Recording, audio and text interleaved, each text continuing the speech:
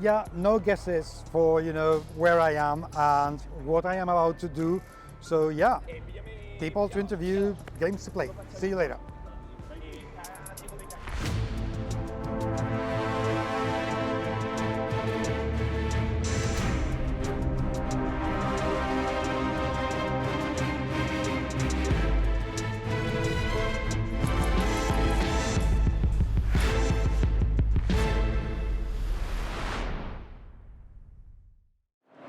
Another company from Asia that has some really intriguing small games that I am absolutely obsessed with because I can take them with me anywhere. So, ArcLight.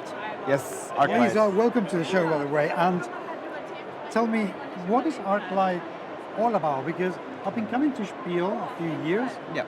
And I don't think I've ever seen you guys, which is not surprising because we miss there's so many people. Yeah. But what is ArcLight all about? Right. So ArcLight, we are a Japanese board game company. We have been around for about 23 years or so. Okay. And like you said, this is one of the rare times we are in Spiel. The reason being is historically, we've made just Japanese games for the Japanese board game market. But from this year onwards, we really want to push our titles overseas markets, America, Europe, other Asian countries and stuff like that. So to get the ball rolling on that, kind of campaign, we wanted to come here to Europe to be at Spiel and show more people in other countries our titles and look for partners to, localize our games into their regions. What kind of games do you have? What's your philosophy behind the company? じゃあどのゲームがありますか。そのゲームに対してのそのフィロソフィーとか哲学とか何かありますか。一つはまず大きく分けて、ライセンスインとライセンスアウトがあって、国内のゲームに関しては、ゲームの本棚シリーズという、ボードゲームを本に見立てたシリーズを展開しています。それは小箱で、MSRP でいうと13ユーロ程度になります。これは、ルールが簡単で見た目が可愛くて、誰にでもプレイができる。そして時間は30分以内に1ゲームが終わるようなものを作っています。Okay. Yeah, so for the games we make ourselves, they're pretty similar to what you would usually find in the Japanese board game market, which is like often called like pocket games or shorter games. So we look for games that are around the 10 to 13 euro price range, and games that can be played in generally like 30 minutes or so with simple rules, but they're still really fun for groups and people and things like that. So we look for those, fun but simple, but in a price range that people can afford kind of games that are really accessible to people. How do you decide what kind of games you want to publish? Because I can imagine you must be getting hundreds of ideas and proposals every year. How do you choose the games that you want to publish? じゃあそうしたら1年間にすごい多分なんかそのゲームのアイディアとかそういう問い合わせが来るんだけど、その1000人以上の提案とかそういうアイディアの中でどうやってこれにしようとかこれにしようとかどうやってそういう判断するんでしょうか。それは弊社が企画しているゲームマーケットというイベントに、年2回あるイベントなんですけど、そこにいろんなゲームが、例えば、1回の開催で500以上の新作が、展示されたりするんですけど、そこから僕らが実際に遊んで、で、エキサイティングだったか面白かっただったりとか、時流に合っているかだったりとか、とにかくそのオリジナリティゲームのオリジナリティがあるかどうかというのをちゃんと見て自分たちで、選んで決めてます。そこは面白いっていうふわっとした話ではあるんですけど、今の、僕らの目線では今の日本のお客様がどういうものを求めているかというのを、考えて選んでいます。So yeah, one of the main things we do, especially when working with people outside of our company with game ideas, is we go to the game market in Japan. The game market's actually a board game kind of festival or event, similar to Spiel or Gen Con. That's actually hosted by our company, ArcLight. Currently it happens every spring and fall, and it has lots of independent creators. So we always go there and we play the games that people make, and we all look at all the kind of games they do, and we find out which games do we think are really exciting, which games really work for the kind of games we're trying to make. And in this case, especially Hashimoto, he really looks for games that he thinks meet what the current Japanese board game customers and players are looking for in the board game market. why expanding into Europe and America now? What's made you make that decision right now?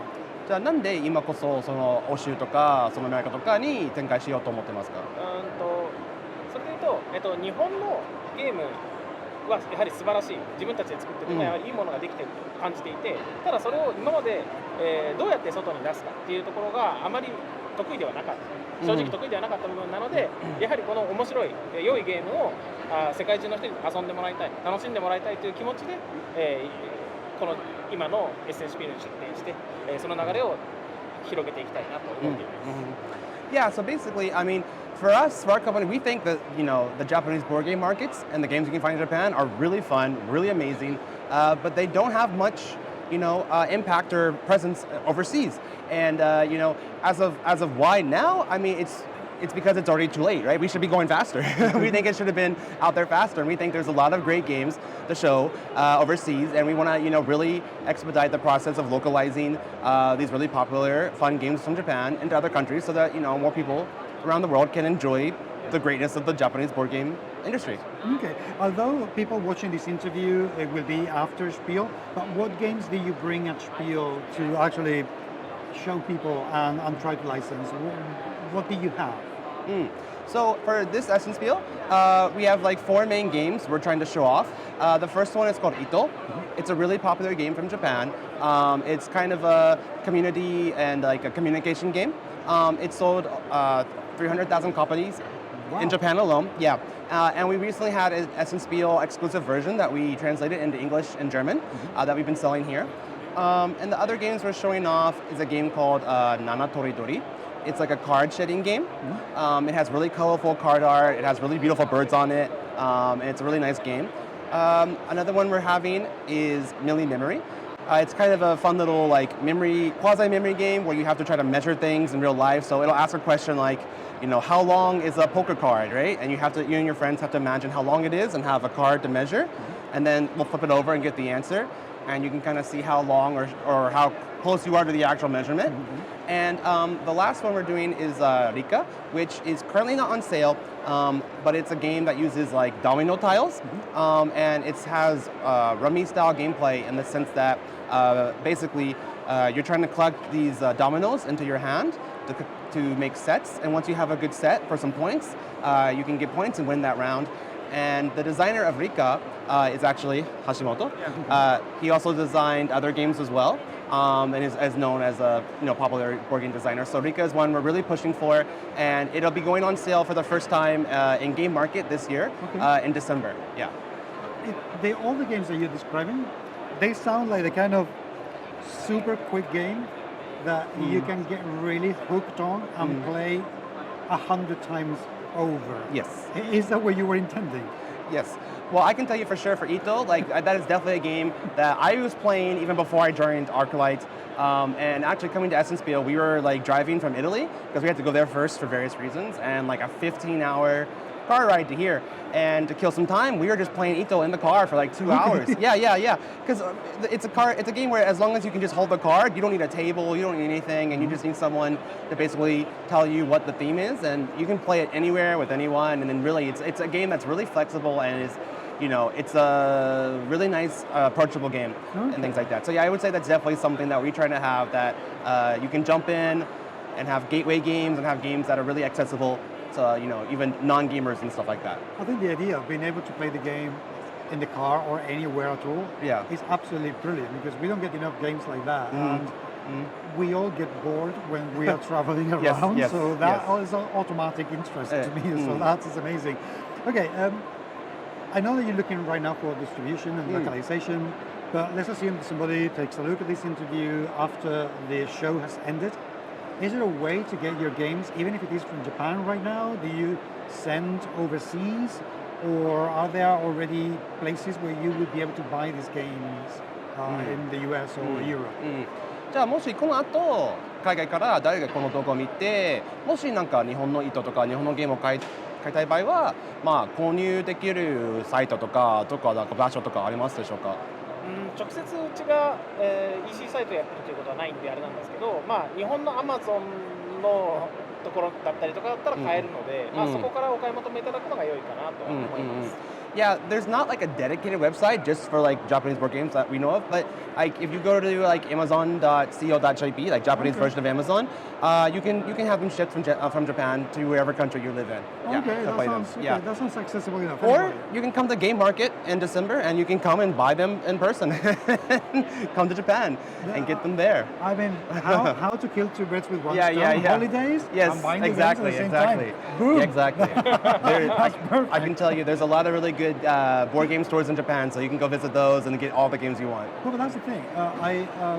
Obviously, because I am interested in Asian games and Japanese games, but this is the sort of thing that constantly amazes me, and is the incredible amount of games that come out from Japan, which have a very particular style that is not visible anywhere else, and yet there isn't a lot more interest in Japanese games, and I think there should be. Why do you think that is? Because there is a huge amount of originality coming out of Japan right now.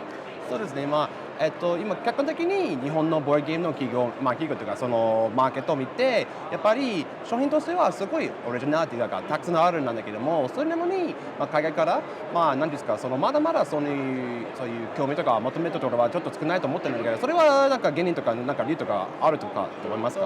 それでいうと、日本語がちょっと特殊というか、ちょっと日本語だからこそできるゲームがすごく多かったりとか、あとは、島国ってこともあって、海外の人からが、日本のゲームをわざわざ見に来てくれるという環境があまり多くなかった、今までは。すごく私たちが主催するゲームマーケットもそうで、海外の人たちが簡単に来れるような仕組みにはなっていなかったので、今まで、そこら辺が面白そうだなっていうふうに海外の人は見せたかもしれないけど、手に取るところまではいけなかったというのがあります。ただし、これからどんどん日本のゲームがエッセンに来たりとか、海外に向けて、羽ばたいていくということが増えると思いますので、これからどんどん皆さんの元に良い日本のゲームが届くことを願っています。Yeah, so I mean, we think there has been a general interest, but I think the biggest problem is these games are just in Japanese, and so there is that language barrier, and also the fact that it's hard to want to come to Japan just to get board games, right? There haven't been that many reasons to come to Japan just to get board games. That's why we're really pushing to have our game market event be a bigger thing and have more people want to come from overseas to Tokyo, at least once out of the 2 times we have it a year, and have a chance to see all the games and buy what they want and have, really experience both the culture of Japan and the board game industry and buy lots of really fun games. So we think, to combat the fact that there is those low sales, that low impact overseas, we are really pushing for people to come to Japan to see our games, and we're really pushing for our games to be localized in those languages so that they will be more accessible to them even in their home countries. I really hope that you succeed massively, because I really think that you deserve it, and you have some absolutely fantastic games. Thank you very, very much indeed for your time. Humans, do keep an eye on ArcLight, because I think this is going to be the next massive hit. So keep an eye, comments in the comment section of the video. Thank you for being there. Keep an eye on the channel, because there are going to be a lot more interviews coming very soon. And until the next time, we'll talk to you very soon indeed. Take care. Thank you. Thank you guys so much. Thank you so much. That was great. Brilliant. Thank You're you. very, very